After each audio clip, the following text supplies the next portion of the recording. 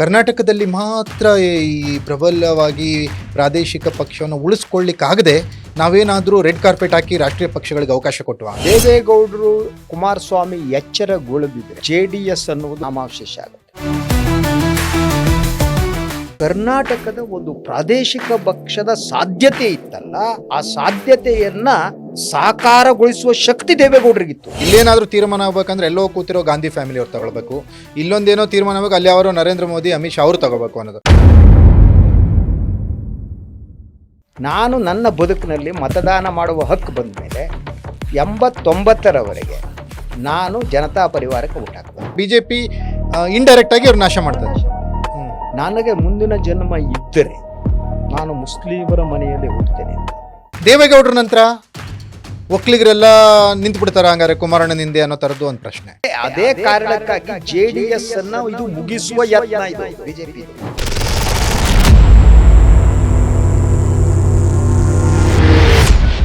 Ladies and gentleman, ಈಗ ಈ story ಹೆಂಗೆ ಶುರು ಮಾಡೋದು ಗೊತ್ತಾಗ್ತಾ ಇಲ್ಲ ನನಗೆ. ದೇವೇಗೌಡರು ಒಂದು ಹೇಳಿಕೆಯನ್ನು ಕೊಟ್ಟಿರೋದು ಒಂದು ಪೇಪರ್ ಕಟಿಂಗ್ಸನ್ನು ನಾನು ನೋಡಿದೆ. ಮೋದಿಯವರ ಜೊತೆಗೆ ಅವ್ರ ಸಂಬಂಧ ಜನ್ಮಾಂತರದ ಸಂಬಂಧ ಅನ್ನುವಂಥದ್ದು.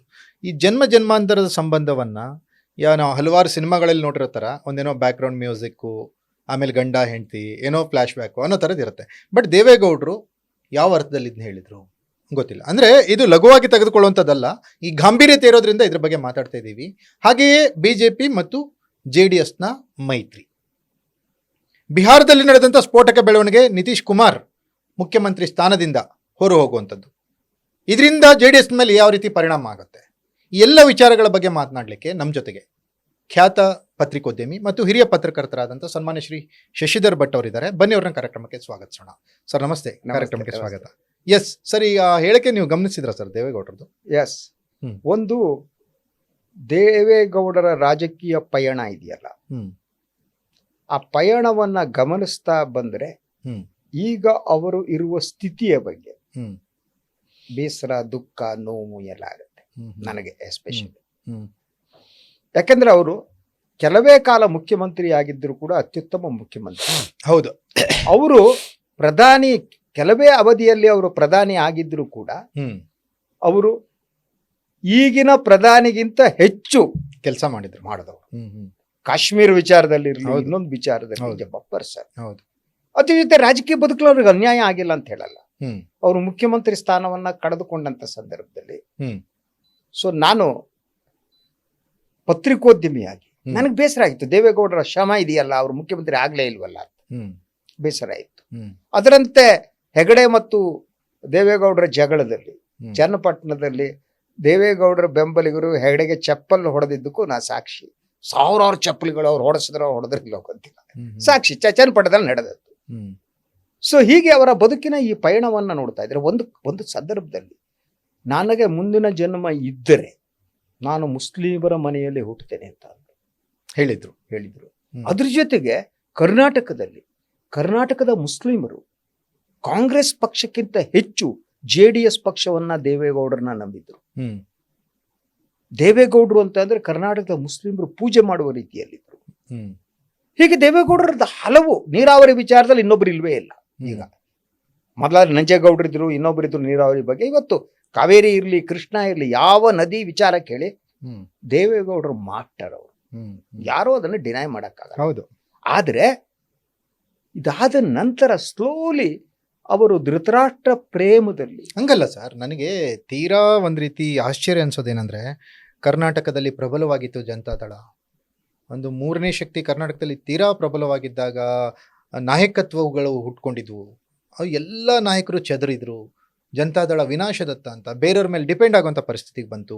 ಈಗ ಒಂದು ಹೆಜ್ಜೆ ಮುಂದೆ ಹೋಗಿ ಹೆಂಗಾಗ್ಬಿಟ್ಟಿದ್ದಾರೆ ಅಂದರೆ, ನರೇಂದ್ರ ಮೋದಿ ಅವರಿಗೆ ಇವರು ಒಂಥರ ಲೈಕ್ ಆ ಶಬ್ದ ಏನು ಉಪಯೋಗಿಸ್ಬೇಕಂತ ನಂಗೆ ಗೊತ್ತಾಗ್ತಿಲ್ಲ, ಆ ಥರ ಒಂದು ಜಿ ಅನ್ನೋ ಅಂತ ಕೇಳಿಸ್ಕೊಳ್ಳೋ ಆ ಪ್ರಮೇಯ ನನಗೆ ಹೇಳ್ತೀನಿ ಕೇಳಿ. ನಾನು ದೇವೇಗೌಡರಿಗೆ ಕುಮಾರಸ್ವಾಮಿ ಇಬ್ಬರಿಗೂ ಒಂದು ಮಾತನ್ನು ಹೇಳಿದ್ದೆ. ಸರ್, ಕರ್ನಾಟಕದಲ್ಲಿ ಕಾಂಗ್ರೆಸ್ BJP ಎರಡೂ ಪಕ್ಷವನ್ನ ವಿರೋಧಿಸುವಂತ ಮನಸ್ಥಿತಿಯ ಜನ ಇದ್ದಾರೆ. ಹೌದು, ಅವರಿಗೊಂದು ಅಲ್ಟರ್ನೇಟಿವ್ ಬೇಕೇ ಬೇಕು ಮತ್ತು ಒಂದು ಪ್ರಾದೇಶಿಕ ಪಕ್ಷ ಅನಿವಾರ್ಯತೆ ಇದೆ. ಹೌದು, ದಕ್ಷಿಣ ಭಾರತದಲ್ಲಿ ವಿಶೇಷವಾಗಿ ಅವರಿಗೆ ಒಂದು ಮಾತು ಹೇಳಿದೆ. ಸರ್, ನಾನು ಪತ್ರಿಕೋದ್ಯಮ ಅನ್ನೋದು ಬಿಟ್ಬಿಡಿ, ನಾನು ನನ್ನ ಬದುಕಿನಲ್ಲಿ ಮತದಾನ ಮಾಡುವ ಹಕ್ಕು ಬಂದ ಮೇಲೆ ಹ್ಮ್ 89ರವರೆಗೆ ಹ್ಮ್ ನಾನು ಜನತಾ ಪರಿವಾರಕ್ಕೆ ಓಟ್ ಹಾಕ್ತವನು, ಹ್ಮ್ ಒಮ್ಮೆ ಕಮ್ಯುನಿಸ್ಟ್ರಿಗೆ ಹಾಕ್ತವನು. ಹ್ಮ್ ಅದಾದ್ಮೇಲೆ ನೋಟಾ ಹಾಕಿದೀನಿ. ನನ್ನ ಲೈಫ್ನಲ್ಲಿ ಯಾವತ್ತೂ ಕಾಂಗ್ರೆಸ್ಗೆ ಬಿಜೆಪಿ ಓಟ್ ಹಾಕಿಲ್ಲ. ಹಾಕಿಲ್ಲ. Correct. ನಮ್ಮಂತವರಿಗಾದ್ರೂ ನಿಮ್ಮ ಪಕ್ಷವನ್ನು ಉಳಿಸಿ ಅಂತ ಹೌದು. ಅಂದೆ. ಆವಾಗ ಗೌಡ್ರು ನಕ್ಬಿಟ್ರು. ಅಟ್ ಹೇಳ್ಬಿಟ್ರು, ಇಲ್ಲಿ ಒಂದು ಜನತಾ ಪರಿವಾರದ ಲೆಗಸಿ ಇದೆಯಲ್ಲ ಅದನ್ನು ಮುಂದುವರಿಸಿ ನಿಮ್ಮ ಪಕ್ಷದ ಕಚೇರಿಯಲ್ಲಿ ಪಟೇಲ್ರ ಫೋಟೋ, ಹೆಗಡೆ ಫೋಟೋ, ಬೊಮ್ಮಾಯಿ ಅವರ ಫೋಟೋ, ಇವ್ರ ಫೋಟೋಗಳನ್ನಾರು ಹಾಕಿ ಲೆಗಸಿ ಅವ್ರನ್ನ ಪ್ರೀತಿಸೋ ಇದ್ದಾರೆ ಅಂತ. ಹೌದು. ಅದಕ್ಕೆ ದೇವೇಗೌಡರು ಅಂತ ಅಂದ್ರು. ಅಲ್ಲ ಸರ್, ಸೊ ನನಗೆ ಹಾ. ಅಂದ್ರೆ ಇದೇನು ಗೊತ್ತಾ, ಇಡೀ ಕರ್ನಾಟಕದ ಒಂದು ಪ್ರಾದೇಶಿಕ ಪಕ್ಷದ ಸಾಧ್ಯತೆ ಇತ್ತಲ್ಲ, ಆ ಸಾಧ್ಯತೆಯನ್ನ ಸಾಕಾರಗೊಳಿಸುವ ಶಕ್ತಿ ದೇವೇಗೌಡರಿಗಿತ್ತು. ಇತ್ತು. ಆದ್ರೆ ಅಂತ ವ್ಯಕ್ತಿ ಪ್ರಧಾನಿಯಾಗಿ ಅತ್ಯುತ್ತಮವಾಗಿ ಕೆಲಸ ಮಾಡಿದವರು ಈಗಿರುವ ಪ್ರಧಾನಿ ಎದುರು ಸರೆಂಡರ್ ಆಗುವ ರೀತಿ, ಶರಣಾಗತಿ ಆಗುವ ರೀತಿ. ಶರಣಾಗತಿ.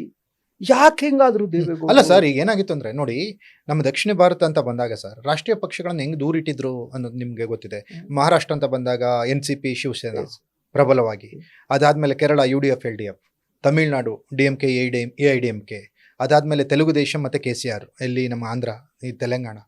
ಕರ್ನಾಟಕದಲ್ಲಿ ಮಾತ್ರ ಈ ಪ್ರಬಲವಾಗಿ ಪ್ರಾದೇಶಿಕ ಪಕ್ಷವನ್ನು ಉಳಿಸ್ಕೊಳ್ಳಿಕ್ಕಾಗದೆ ನಾವೇನಾದ್ರೂ ರೆಡ್ ಕಾರ್ಪೆಟ್ ಹಾಕಿ ರಾಷ್ಟ್ರೀಯ ಪಕ್ಷಗಳಿಗೆ ಅವಕಾಶ ಕೊಟ್ಟುವ? ಹೌದು. ಈ ಅವಕಾಶ ಏನಾಯ್ತು, JDS ಮಾಡಿರೋ ಸಮಸ್ಯೆ ಏನು ಅಂದ್ರೆ, ಅವ್ರು ಒಂದು ಸಲ ಕಾಂಗ್ರೆಸ್, ಒಂದ್ಸಲ ಬಿಜೆಪಿ ಅಂತೇಳಿ ಅವರ ಸ್ವತಂತ್ರ ಅಸ್ತಿತ್ವವನ್ನು ಬಲಿ ಕೊಡ್ತಾ ಹೋದ್ರು. ಅವರ ಶಕ್ತಿಯನ್ನ ಬೇರೆಯವ್ರಿಗೆ ವರ್ಗಾಯಿಸಿಕೊಂಡು. ಅದಿಲ್ಲ ಅಂದ್ರೆ ಇವತ್ತಿನ ಸಂದರ್ಭದಲ್ಲಿ, ಇವತ್ತಿನ ರಾಜಕಾರಣದಲ್ಲಿ JDS ಸ್ವತಂತ್ರವಾಗಿ ಉಳಿದಿದ್ರೆ ಅದು ಕರ್ನಾಟಕದಲ್ಲಿ ಅಧಿಕಾರಕ್ಕೆ ಬರ್ತಿತ್ತು. ಆಮೇಲೆ ಯಾಕಂದ್ರೆ ಅವ್ರಿಗೆ ಹೇಳ್ತೀನಿ ಕೇಳಿ, ಅವ್ರಿಗೆ ಉತ್ತರ ಕರ್ನಾಟಕದ ವಿರೋಧಿ ಅಂತ ಹೇಳಲಾಗ್ತದೆ. I don't believe that.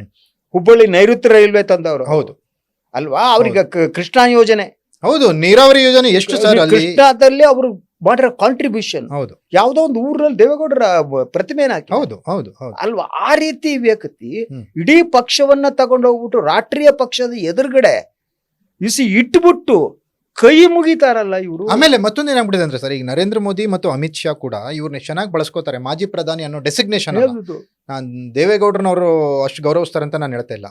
ಮಾಜಿ ಪ್ರಧಾನಿ ಅನ್ನೋ ಡೆಸಿಗ್ನೇಷನ್ ಎಷ್ಟು ಚೆನ್ನಾಗಿ ಅವ್ರು ಯೂಸ್ ಮಾಡ್ಕೋತಾರೆ ಅಂದ್ರೆ, GST ಕೌನ್ಸಿಲ್ ಅಂತ ಬಂದಾಗ ರಾತ್ರೋರಾತ್ರಿ ಕರ್ಕೊಂಡ್ಬಂದ್ಕೊಡು ಅಂದ್ರೆ, ಒಬ್ರು ಎಕ್ಸ್ ಪ್ರೈಮ್ ಮಿನಿಸ್ಟರ್ ಇದ್ದಾರೆ ಅನ್ನೋ ತರ ಬಿಂಬಿಸಕ್ಕೆ ಅವ್ರವ್ರಿಗೆ ಯಾವ ರೀತಿ ವಿರೋಧಿಸುವಂತ ಯೋಜನೆಗಳಂತ ತರ್ತಾರೆ, ಅದನ್ನೆಲ್ಲ ದೇವೇಗೌಡರನ್ನ ಸಾಕ್ಷೀಕರಿಸ್ತಾರೆ. ಅಲ್ಲಲ್ಲ, ಅದು ಇನ್ನೂ ಒಂದು ಕಾರಣ ಇದೆ. ಅದೊಂದು ಅವ್ರದ್ದು ಇಡೀ ಈ ಬಿಜೆಪಿಯ mind set, they can play like anything. ಅದು ಏನು ಅಂದ್ರೆ, JDS ಮತ್ತೆ ಕಾಂಗ್ರೆಸ್ ಸತ್ತಿಗೆ ಹೋಗದಿರುವ ಸ್ಥಿತಿಯಲ್ಲಿ ಬಿಜೆಪಿ ಅವರ ಬಾಗಲ್ ತೆಗೆದಿದ್ರೆ ಆ ಪಕ್ಷ ಸ್ವತಂತ್ರವಾಗಿ ಬರ್ತಿತ್ತು, ಅದರ ಹೊಡೆತ ಬಿಡ್ತಿದ್ದು ಬಿಜೆಪಿ. ಹೌದು. ಅಂದ್ರೆ ಅದು ಸ್ವತಂತ್ರವಾಗಿ ಇರಕೂಡ್ದು. ಅದರ ಮೂಲ ಉದ್ದೇಶ ಏನಿದೆ, ಬಿಜೆಪಿ ಮೊದಲಿಂದ ಹಾಗೆ ಪ್ರಾದೇಶಿಕ ಪಕ್ಷಗಳನ್ನು ಮುಗಿಸೋದು. ಕಾಂಗ್ರೆಸ್ ಉದ್ದೇಶ ಕೂಡ ಅದೇನೆ. ಕಾಂಗ್ರೆಸ್ ಕೂಡ ಯಾವುದೇ ಪ್ರಾದೇಶಿಕ ಪಕ್ಷ ಉಳಿಸಬಾರ್ದು ಅಂತ ಮುಗಿಸ್ತಾನೆ ಬಂದಿದ್ದು. ರಾಷ್ಟ್ರೀಯ ಪಕ್ಷಗಳ ಮೂಲ ಗುಣಧರ್ಮ ಏನಿದೆ, ಅವರು ಈ ಪ್ರಾದೇಶಿಕ ಪಕ್ಷಗಳನ್ನ ಮುಗಿಸ್ತಾರೆ. ಯಾಕೆಂದ್ರೆ ಪ್ರಾದೇಶಿಕ ಪಕ್ಷಗಳು ಬಲವಾಗಿದ್ರೆ, ಏನು ನಾವು ಮಾತಾಡ ಎಷ್ಟು ವ್ಯವಸ್ಥಿತವಾಗಿ ಸರ್, NCP ಕತೆ ಏನಾಯ್ತು, ಶಿವಸೇನಾ ಕತೆ ಏನಾಯ್ತು, ಆಮೇಲೆ ಈಗ ನಿತೀಶ್ ಕುಮಾರ್ ಏನಾಯ್ತು, ರಾಷ್ಟ್ರೀಯ ಜನತಾ ಸಾರಿ ಯಾವುದು JDU ಏನಾಯ್ತು, ಈಗ JDUದ್ದು ಕತೆ ಕರ್ನಾಟಕದಲ್ಲಿ ಆಗ್ಬಿಟ್ರೆ JDS ಕತೆ ಏನಾಗುತ್ತೆ? ಅದೇ ಕಾರಣಕ್ಕಾಗಿ JDS ಅನ್ನ ಇದು ಮುಗಿಸುವ ಯತ್ನ ಇದು ಬಿಜೆಪಿದು. ಯಾಕೆಂದ್ರೆ JDS ಬಲವಾಗಿ ನಿಂತಿದ್ರೆ ಅವರ ಎಜೆಂಡಾ ಇದು ಈ ರಾಜ್ಯದ ಭಾಷೆ, ನೆಲ, ಜಲ, ಈ ಒಂದು ಎಜೆಂಡಾ ಇಟ್ಟುಕೊಂಡು JDS ನಿಂತಿದ್ರೆ JDS ಈಗ ಅಧಿಕಾರಕ್ಕೆ ಬರ್ತಿತ್ತು. ಹೌದು. ಅದ್ರ ಜೊತೆಗೆ ನಾಯಕತ್ವವನ್ನ ಉಳಿಸ್ಬೇಕಾಗಿತ್ತು. ಅವರು ಬಹಳಷ್ಟು ನಾಯಕರುಗಳನ್ನ ಬರಿ ಕೊಡ್ತಾ ಹೋದ್ರು. ಯಾವ್ಯಾವ ಕಾರಣಕ್ಕೆ ಗೊತ್ತಿದ್ದಾರೆ. ನಮಗ್ ಚಾಲೆಂಜ್ ಆಗ್ಬಹುದು, ಇನ್ನೊಂದಾಗ್ಬಹುದು, ಇವ್ರಿಗೆ ಚಾಲೆಂಜ್ ಆಗ್ಬಿಡೋದು, ಮಾಡ್ತಾ ಬಂದ. ಆಮೇಲೆ ನಮ್ ಕನ್ನಡಿಗರ ದುರಂತ ನೋಡಿ ಸರ್, ಇಲ್ಲೇನಾದ್ರೂ ತೀರ್ಮಾನ ಆಗ್ಬೇಕಂದ್ರೆ ಎಲ್ಲೋ ಕೂತಿರೋ ಗಾಂಧಿ ಫ್ಯಾಮಿಲಿ ಅವ್ರು ತಗೋಬೇಕು, ಇಲ್ಲೊಂದೇನೋ ತೀರ್ಮಾನ ಆಗ್ಬೇಕು ಅಲ್ಲಿ ಅವರು ನರೇಂದ್ರ ಮೋದಿ, ಅಮಿತ್ ಶಾ ಅವರು ತಗೋಬೇಕು ಅನ್ನೋದು.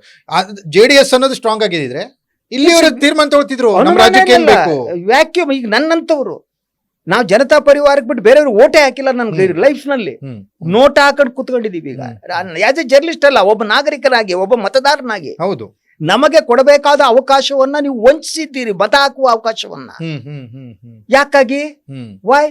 ನಿಮ್ಮ ವೈಯಕ್ತಿಕ, ಕೌಟುಂಬಿಕ, ರಾಜಕೀಯ ಆಕಾಂಕ್ಷೆಗಳನ್ನ ಈಡೇರಿಸಿಕೊಳ್ಳುವುದಕ್ಕೆ. ಈಗ ಏನಾಗ್ಬಿಟ್ಟಿದೆ, ಈಗ ನೀವು ಹೇಳಿದ್ರೆ ಅವಾಗ ಕೋಟ್ ಮಾಡಿದ್ರೆ ಯಾವುದು ಅಲ್ಪಸಂಖ್ಯಾತರು JDS ನ ತುಂಬಾ ನಂಬಿದ್ರು ಅಂತ. ಈಗ ಏನಾಗ್ಬಿಟ್ಟಿದೆ, ಇವ್ರು ಬಿಜೆಪಿ ಜೊತೆ ಹೋದ್ರು, ಅಲ್ಪಸಂಖ್ಯಾತರು ಇವರಿಂದ ದೂರ ಹೋದ್ರು, ಈ ಒಕ್ಕಲಿಗರು ಅನ್ನೋರ್ನ ಮಾತ್ರ ಉಳಿಸ್ಕೊಂಡಿದ್ದಾರೆ. ಎಸ್, ಓಕೆ, ದೇವೇಗೌಡರ ನಂತರ ಒಕ್ಕಲಿಗರೆಲ್ಲ ನಿಂತು ಬಿಡ್ತಾರ ಹಂಗಾರೆ ಕುಮಾರಣ್ಣನಿಂದೆ ಅನ್ನೋ ತರದ್ದು ಒಂದು ಪ್ರಶ್ನೆ. ಆಮೇಲೆ ಕುಮಾರಣ್ಣನೇ JDS ನ ಮುಂದುವರಿಸ್ತಾರ? ಇಲ್ಲ, ಅದೊಂದು ನನಗನ್ಸುವ ಹಾಗೆ ದೇವೇಗೌಡರು ಕುಮಾರಸ್ವಾಮಿ ಎಚ್ಚರಗೊಳ್ಳದಿದ್ರೆ JDS ಅನ್ನುವುದು ನಾಮಾವಶೇಷ ಆಗುತ್ತೆ. ಅದು ಬಹುದೊಡ್ಡ ದುರಂತ ಅಂತ ನಂಬಿದೆ. ಒಂದು ಪ್ರಾದೇಶಿಕ ಪಕ್ಷ ನಾಶ ಆಗೋದಿದೆಯಲ್ಲ, ಅದು ಡಿವೈಡ್ ಆಗ್ಬಿಟ್ಟು ಕೆಲವರು ಬಿಜೆಪಿ ಕಡೆ, ಕೆಲವರು ಕಾಂಗ್ರೆಸ್ ಕಡೆ. ಈಗ ರೇವಣ್ಣ ಪ್ರಜ್ವಲ್ ಈ ರೀತಿ ಮಾಡಿ ಈ ಕಾಂಗ್ರೆಸ್ ಅವ್ರನ್ನ ಅರ್ಧ ನಾಶ ಮಾಡ್ತಾ ಇದೆ ಅಂದ್ರೆ ಬಿಜೆಪಿ ಇಂಡೈರೆಕ್ಟ್ ಆಗಿ ಅವ್ರು ನಾಶ ಮಾಡ್ತಾ ಇದೆ. Ultimately Karnataka will suffer sir. That is what I am telling. Karnataka suffer ಆಗುತ್ತೆ. ನಮ್ಮದು ಒಂದು ನೆಲ ಜಲ ಭಾಷೆ ನೀವು ಮಾತಾಡ್ತಾ ಇದ್ವಿ, ನೀವು ರಾಜ್ಯಸಭೆಯಲ್ಲಿ 2 ದಿವಸ ಹಿಂದೆ ದೇವೇಗೌಡರು ಮಾತನಾಡಿದ್ರಿ ನೀರಾವರಿ ಬಗ್ಗೆ. ಯುಸಿ ಕರ್ನಾಟಕಕ್ಕೆ ಬೇಕು ದೇವೇಗೌಡರು ನೀರಾವರಿ ವಿಚಾರ. ಅವರು ಇಂತಹ ವಿಚಾರಗಳ ಬಗ್ಗೆ ಮಾತನಾಡುವ ಶಕ್ತಿ ಇರುವವರು ಯುಸಿ ಬಟ್ಟಂಗಿಯ ರೀತಿ ಮಾತನಾಡೋದಿದೆಯಲ್ಲ, ಮೋದಿ ಅವ್ರನ್ನ ಆಕ್ಚುಲಿ ಮೋದಿ ದೇವೇಗೌಡರಿಂದ ಕಲಿಬೇಕಾಗಿತ್ತು. ಹೌದು, ಅವರ ಅಡ್ಮಿನಿಸ್ಟ್ರೇಟಿವ್ ಸ್ಕಿಲ್. ದೇವೇಗೌಡರು ಒಂದು ಫೈಲ್ ಮೇಲೆ ಸೈನ್ ಹಾಕೋದು, ಇದು ಮಾಡೋದು, ಆ ರೀತಿ ಒಂದು ಫೈಲ್ ಮೇಲೆ ನೋಟ್ ಮಾಡೋದಕ್ಕೆ ಈಗಿನ ಪ್ರಧಾನಿಗೆ ಬರ್ತಾರೆ. ಹಲವು ಅಧಿಕಾರಿಗಳು ಹೇಳಿದ್ದಾರೆ, ಯಾವ IAS ಏನು LLB ಎಷ್ಟು ಸರಿ ಓದಿದ್ರು ಕೂಡ ಆ ತರ ಡ್ರಾಪ್ ಮಾಡಕ್ ಆಗಲ್ಲ. ನೀವೊಂದು ಫೈಲ್ ತಗೊಂಡು ದೇವೇಗೌಡರು ಅದ್ರ ಮೇಲೆ ಒಂದು ನೋಟ್ ಹಾಕಿದ್ರು ಅಂದ್ರೆ ಅಲ್ಟಿಮೇಟ್ ವೇದವಾಕ್ಯ, ಅಲ್ಟಿಮೇಟ್. ಅವ್ರು ಅದನ್ನು ಓದಿ ಅದು ಗ್ರಾಸ್ಪ್ ಮಾಡ್ಕೊಳ್ಳೋ ರೀತಿ ಅದು ಅಲ್ವಾ, ಅದು ಸಾಧ್ಯ. ಅದರಂತೂ ಕೂಡ ಕುಮಾರಸ್ವಾಮಿ ಮೊದಲ ಬಾರಿ ಮುಖ್ಯಮಂತ್ರಿ ದೇವೇಗೌಡರು ಯಾಕೆ ಈ ಕುಮಾರಸ್ವಾಮಿ ನೋಡಿ, ಅವ್ರು ಮೊದಲ ಬಾರಿ ಮುಖ್ಯಮಂತ್ರಿ ಆದಾಗ ಗ್ರಾಮ ವಾಸ್ತವ್ಯದಂತ ಕಾರ್ಯಕ್ರಮಗಳು, ರೈತ ಸಾಲ ಇನ್ನೊಂದು ಮಾಡ್, ಅವ್ರಿಗೆ ಕಮಿಟ್ಮೆಂಟ್ ಇತ್ತು, ಮಾಡ್ಬೇಕು ಅಂತಿತ್ತು. ನಾಯಕತ್ವದ ಎಲ್ಲ ಗುಣಗಳು ಇದೆ, ಜನರನ್ನ ಯುಸಿ ದಟ್ ಆಕರ್ಷಿಸುವ ಶಕ್ತಿ ಇದೆ, ಕರ್ನಾಟಕದ ಪ್ರಾದೇಶಿಕ ಪಕ್ಷವನ್ನ ಮುನ್ನಡೆಸುವಂತ ಬಲ ಶಕ್ತಿ ಇದೆ ಅವರಿಗೆ. ಬಟ್ ಯಾವ ನಾಯಕರ ಮೇಲೆ ನಂಬಿಕೆ ಇಲ್ವಲ್ಲ ಸರ್? ಏನು ಇಲ್ಲದೆ ಹೋಗ್ಬಿಟ್ಟು ಇಬ್ರು ಅಪ್ಪ ಮಗ ಇಬ್ರು ಬೇರೆ ಮೋದಿ ಅಂತ ಭಜನೆ ನನಗೆ ಆಶ್ಚರ್ಯ ಆಗತ್ತಾಗದ ಆ ಕಾರಣಕ್ಕಾಗಿ ಮೋದಿ ಭಜನೆಯಲ್ಲಿ ನಿರತರಾಗಿದ್ದಾರೆ. ಇಬ್ಬರಿಗೂ ಸ್ವಂತ ವ್ಯಕ್ತಿತ್ವ ಇದೆ, ಶಕ್ತಿ ಇದೆ, ಕರ್ನಾಟಕಕ್ಕೆ ಏನಾದರೂ ಮಾಡುವ ಮನಸ್ಸಿದೆ, ಎಲ್ಲ ಇದೆ. But they last. ಅದು ಈಗ ಅವರು ಯಾವುದು ಜನ್ಮಾಂತರ ಸಂಬಂಧ ಅಂತ ಇವ್ರು ಅಂತಾರೆ.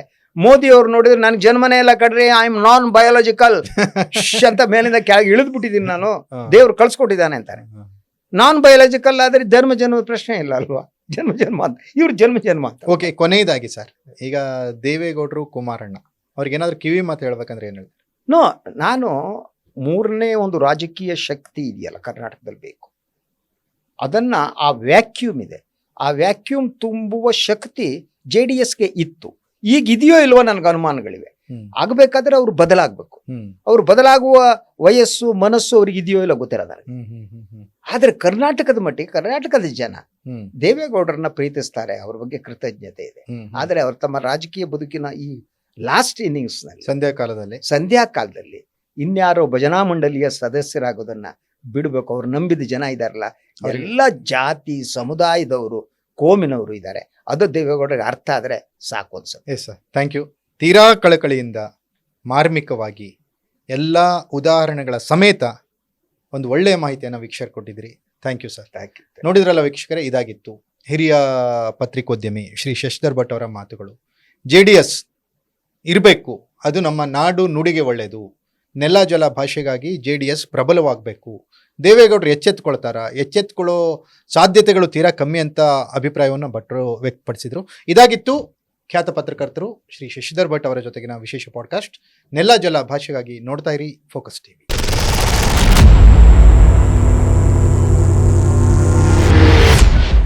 ಕರ್ನಾಟಕದಲ್ಲಿ ಮಾತ್ರ ಈ ಪ್ರಬಲವಾಗಿ ಪ್ರಾದೇಶಿಕ ಪಕ್ಷವನ್ನು ಉಳಿಸ್ಕೊಳ್ಳಿಕ್ಕಾಗದೆ ನಾವೇನಾದರೂ ರೆಡ್ ಕಾರ್ಪೆಟ್ ಹಾಕಿ ರಾಷ್ಟ್ರೀಯ ಪಕ್ಷಗಳಿಗೆ ಅವಕಾಶ ಕೊಟ್ಟುವ? ದೇವೇಗೌಡರು ಕುಮಾರಸ್ವಾಮಿ ಎಚ್ಚರಗೊಳ್ಳದಿದ್ರೆ JDS ಅನ್ನುವುದು ನಾಮಾವಶೇಷ ಆಗುತ್ತೆ. ಕರ್ನಾಟಕದ ಒಂದು ಪ್ರಾದೇಶಿಕ ಪಕ್ಷದ ಸಾಧ್ಯತೆ ಇತ್ತಲ್ಲ, ಆ ಸಾಧ್ಯತೆಯನ್ನ ಸಾಕಾರಗೊಳಿಸುವ ಶಕ್ತಿ ದೇವೇಗೌಡರಿಗಿತ್ತು. ಇಲ್ಲೇನಾದ್ರೂ ತೀರ್ಮಾನ ಆಗ್ಬೇಕಂದ್ರೆ ಎಲ್ಲೋ ಕೂತಿರೋ ಗಾಂಧಿ ಫ್ಯಾಮಿಲಿ ಅವ್ರು ತಗೊಳ್ಬೇಕು, ಇಲ್ಲೊಂದೇನೋ ತೀರ್ಮಾನ ಆಗ್ಬೇಕು ಅಲ್ಲಿ ಅವರು ನರೇಂದ್ರ ಮೋದಿ ಅಮಿತ್ ಶಾ ಅವರು ತಗೋಬೇಕು ಅನ್ನೋದು. ನಾನು ನನ್ನ ಬದುಕಿನಲ್ಲಿ ಮತದಾನ ಮಾಡುವ ಹಕ್ಕು ಬಂದ ಮೇಲೆ 89ರವರೆಗೆ ನಾನು ಜನತಾ ಪರಿವಾರಕ್ಕೆ ಊಟ ಹಾಕ್ತೇನೆ. ಬಿಜೆಪಿ ಇಂಡೈರೆಕ್ಟ್ ಆಗಿ ಅವ್ರು ನಾಶ ಮಾಡ್ತಾರೆ. ನನಗೆ ಮುಂದಿನ ಜನ್ಮ ಇದ್ದರೆ ನಾನು ಮುಸ್ಲಿಮರ ಮನೆಯಲ್ಲಿ ಹುಟ್ಟುತ್ತೇನೆ ಅಂತ. ದೇವೇಗೌಡರ ನಂತರ ಒಕ್ಕಲಿಗರೆಲ್ಲ ನಿಂತು ಬಿಡ್ತಾರ ಹಂಗಾರೆ ಕುಮಾರಣ್ಣ ನಿಂದೆ ಅನ್ನೋ ತರದ್ದು ಒಂದು ಪ್ರಶ್ನೆ. ಅದೇ ಕಾರಣಕ್ಕಾಗಿ JDS ಅನ್ನ ಇದು ಮುಗಿಸುವ ಯತ್ನ ಇದು ಬಿಜೆಪಿ.